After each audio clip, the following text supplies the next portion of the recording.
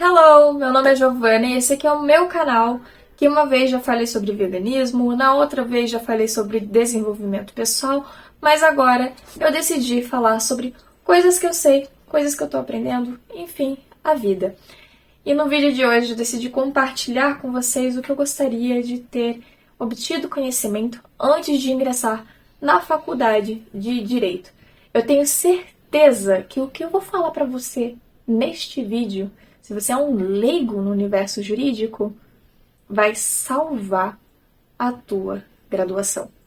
Porque se eu soubesse do que eu vou falar hoje, todo o meu rumo acadêmico teria sido muito diferente e eu não teria quebrado tanto a cara e gastado tanto dinheiro em coisas que não eram necessárias.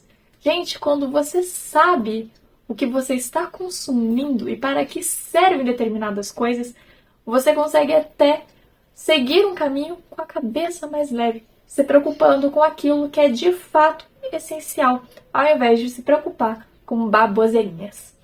Então esse vídeo não é para você, jurista ou graduando de direito, que já está mais avançado na faculdade. Ou até aquele que está começando a faculdade agora, mas já teve ali um embasamento porque a família ensinou, te influenciou. Não, não. Esse vídeo é para você, que escolheu direito porque detesta matemática, mas não sabe o que está fazendo.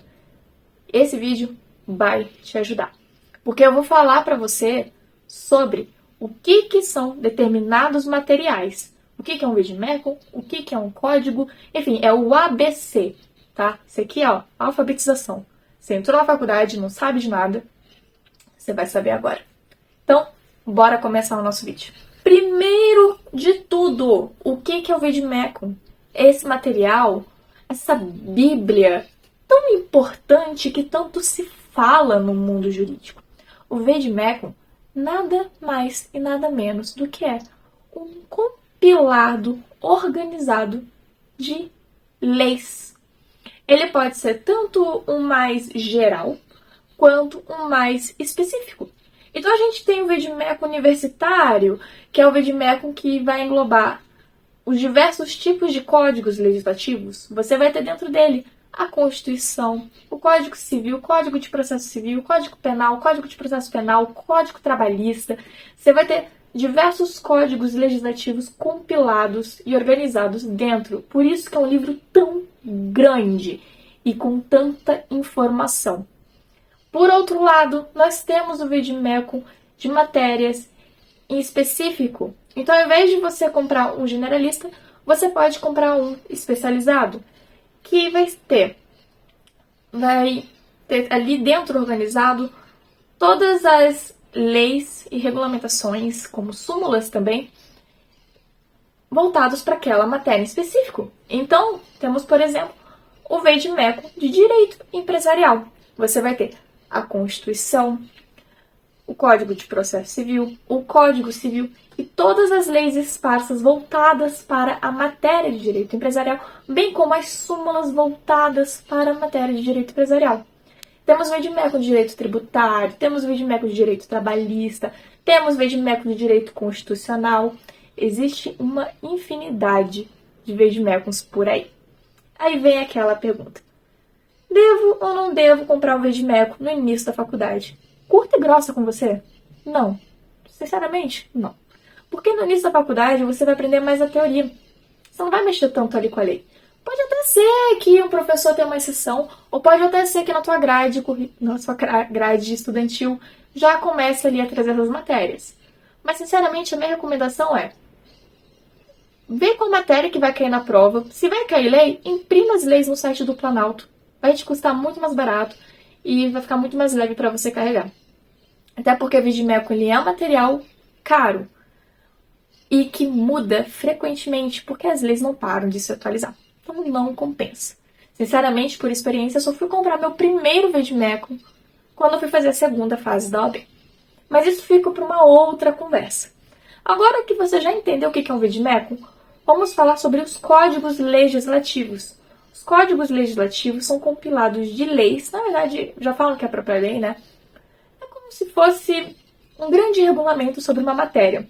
Mas a diferença de um Weidmecum, ele não vai trazer todas as leis que regulamentam aquela matéria. É só a lei daquilo. Então, por exemplo, eu trouxe aqui o Vademecum de Direito Empresarial.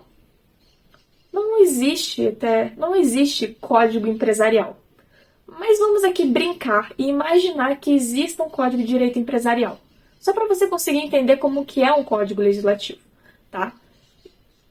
Código de direito empresarial não existe. É só um caso hipotético.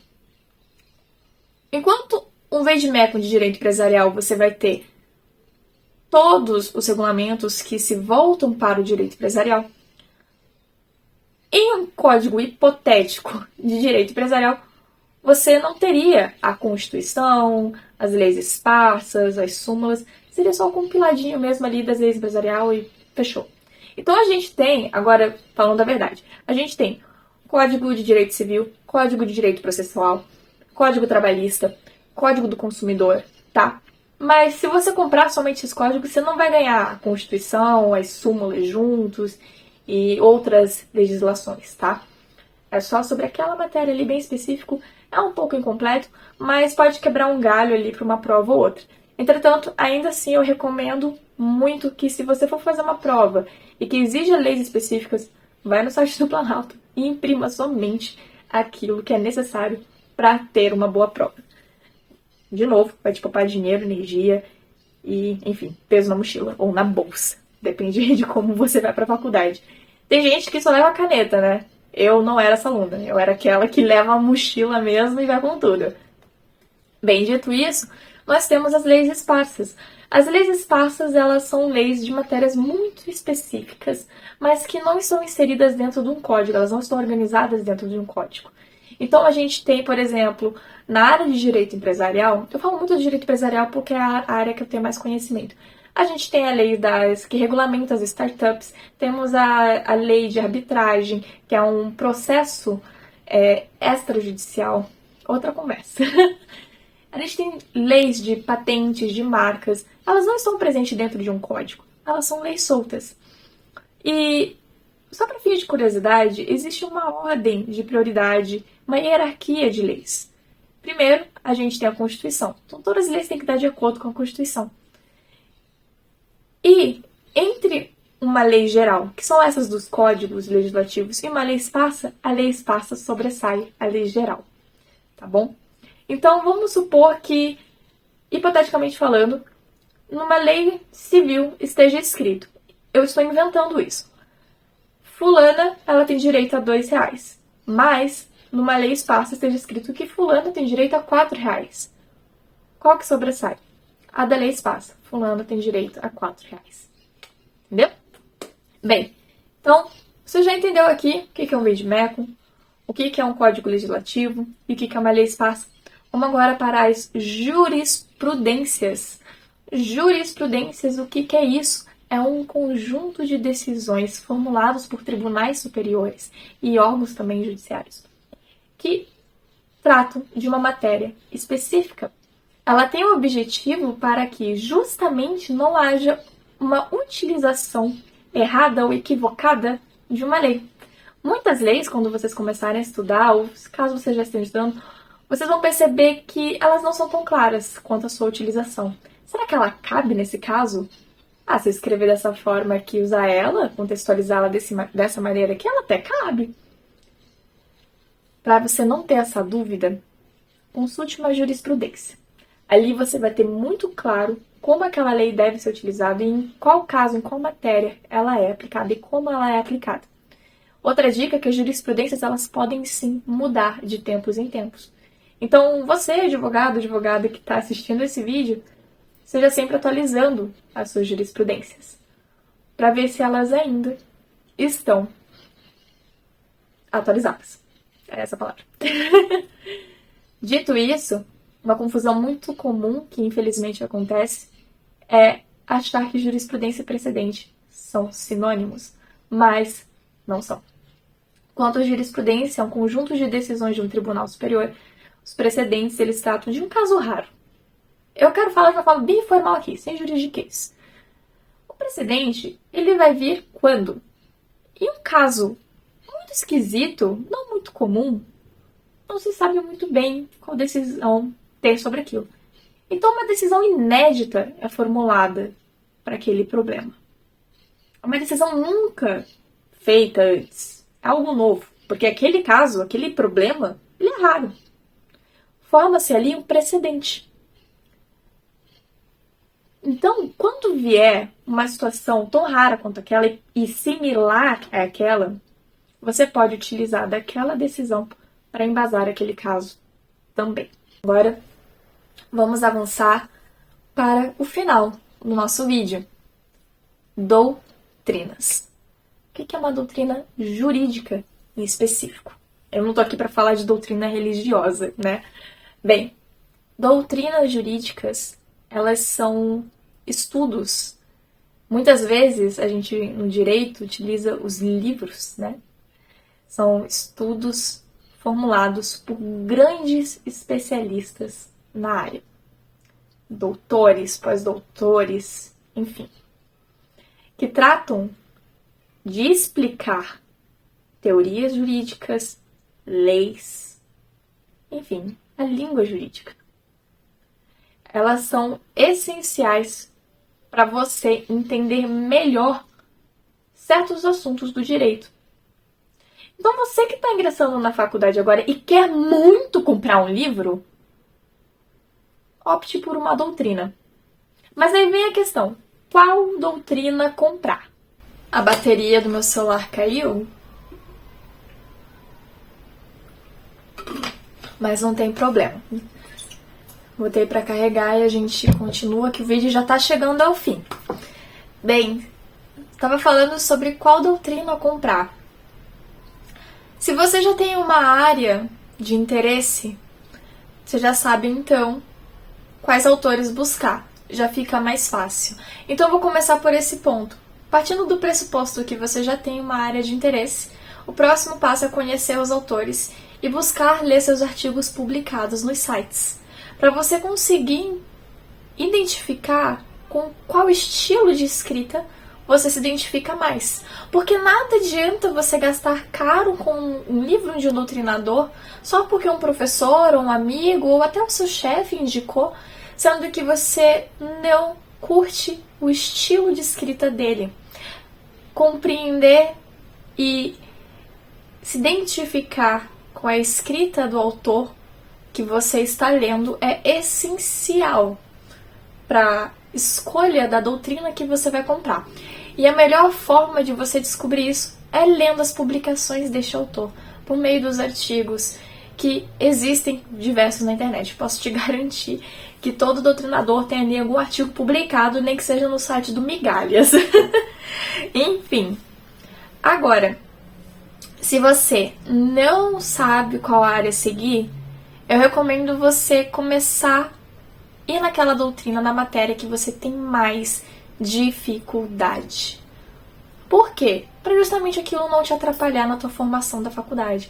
Se você já vai muito bem em algumas, mesmo sem doutrina, mas existe algumas matérias que estão te puxando muito para baixo, comprar uma doutrina para te auxiliar a fortalecer nesses conteúdos é imprescindível, é super essencial. Inclusive, para fins de curiosidade, eu fiz isso com o direito processual civil. E que bom que eu fiz isso, porque por mais que eu tivesse facilidade com o direito penal, eu não gostava daquela área.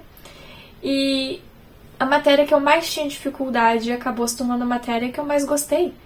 Então, o direito processual civil se tornou uma das áreas mais gostosas para mim. Eu tinha muita dificuldade. A primeira doutrina que eu comprei foi o Manual de Direito Processual Civil. Foi da matéria de processo civil. E, no fim das contas, é a área que eu mais tenho afinidade. Então, fica aí uma baita dica para você, estudante, caso queira comprar uma doutrina. Mas vem o quesito. É preciso comprar uma doutrina? O professor indicou comprar e usar uma doutrina para a prova dele? Preciso comprar? Eu recomendo você fazer a seguinte pergunta para esse professor: quais capítulos vão cair no livro? A partir disso, você faz um xerox somente dos capítulos necessários. Você empresta o livro que ele vai utilizar para embasar a prova dele. Você empresta um livro da biblioteca ou com algum amigo, ou até com o próprio professor. Muitos professores emprestam seus livros. Tira xerox daquelas páginas essenciais. Tirar xerox de somente algumas páginas não é ilegal, tá tudo certo fazer isso. e estuda somente as páginas que vão cair no livro. Vai compensar muito mais assim, vai ser muito mais econômico. Porque, infelizmente, por mais que você não goste do autor escolhido pelo professor para aquela prova, muitas vezes é só entendendo aquela linguagem que você vai conseguir fazer a prova daquele professor. Eu lembro que isso aconteceu na matéria de direito penal comigo. O professor ele utilizava terminologias muito exclusivas de um autor, que é extremamente difícil de ler, e não adiantava ler outro doutrinador. Não era sobre entender a prática do direito, era sobre entender os termos criados por aquele autor e que eram utilizados na prova daquele professor. Então, para mim, ter emprestado o livro da biblioteca e feito xerox das páginas que iriam cair, que caíram naquela prova, foi uma mão na roda e é essa dica que eu dou. No mais, compra de livro, gente, é só aquilo que você precisa. Vademecum você pode comprar somente no final da faculdade, quando você estiver se preparando para a prova da OAB. Particularmente falando, eu só comprei meu primeiro Vademecum para a segunda prova da OAB. Eu não comprei Vademecum ao longo da faculdade em nenhum momento, porque na própria universidade já tinha Vademecums para você pegar emprestado. Então nunca foi necessário. E foi uma baita mão na roda. E é isso. Então eu espero muito que esse vídeo tenha te ajudado, tenha agregado conhecimento para você. É um tipo de vídeo que eu gostaria muito, muito, muito de ter assistido antes de começar na faculdade, porque eu levei um tempão pra entender o que era um Vademecum. Eu passei o semestre inteiro coçando a cabeça se eu comprava, se eu não comprava um Vademecum, se eu comprava um código, qual código comprar. Eu comprei código errado, gente. Meu Deus do céu, foi um caos. Eu não entendia nada. Eu não sabia nem ler um código direito. Não sabia. Eu ficava, o que é linha, o que é parágrafo? Pra mim, parágrafo era aquele espaçamento que você dava no início de uma frase. No Enem que você bota o dedinho ali e separa, mas no direito é tudo diferente. E se vocês quiserem, eu trago outro vídeo falando sobre isso também. É só deixar aqui nos comentários que eu vou adorar falar sobre isso. No mais, não se esqueça de curtir esse vídeo e me seguir aqui no Instagram. Aí eu não vou utilizar esse espaço só para falar de direito, podem ficar bem tranquilos, porque como eu falei no início desse vídeo, eu tô aqui para compartilhar o que eu sei e o que eu estou aprendendo. E a gente se vê nos próximos. Um beijão e até!